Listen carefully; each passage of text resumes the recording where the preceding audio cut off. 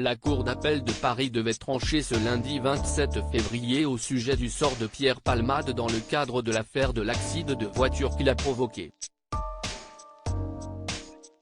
Une décision qui intervient alors que l'humoriste a été victime d'un AVC. Ce lundi 27 février à 11h30, la Cour d'appel de Paris s'est réunie pour rendre sa décision au sujet du sort de Pierre Palmade. Alors que l'humoriste est actuellement soigné à l'hôpital du Kremlin-Bicêtre après avoir été victime d'un AVC, la décision de son placement en liberté surveillée ou en détention a été remise entre les mains de la chambre de l'instruction. Le parquet de Melun avait requis son placement en détention provisoire, le juge des libertés et de la détention, lui, en avait décidé autrement en demandant de le placer sous contrôle judiciaire avec un bracelet électronique. Le parquet de Melun avait alors décidé de faire appel de cette décision. Après un délibéré à huis clos, le comédien de 54 ans va finalement être placé en détention provisoire. Comme le rapporte BFM TV, le parquet général a indiqué qu'un mandat de dépôt a été décerné avec une mise à exécution immédiate.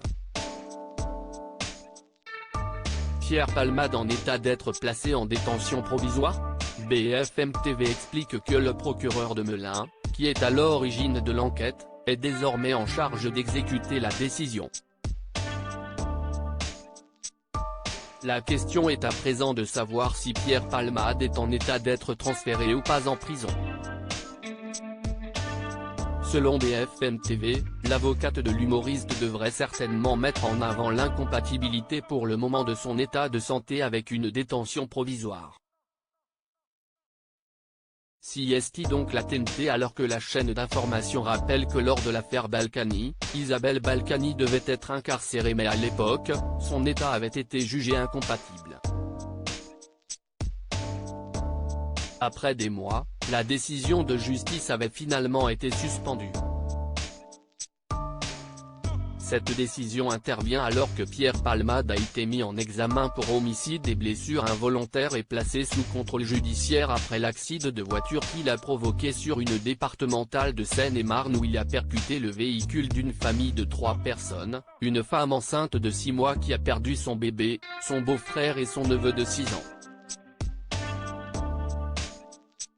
Sous l'emprise de la cocaïne au moment de la collision, il avait cependant expliqué aux enquêteurs ne se souvenir de rien.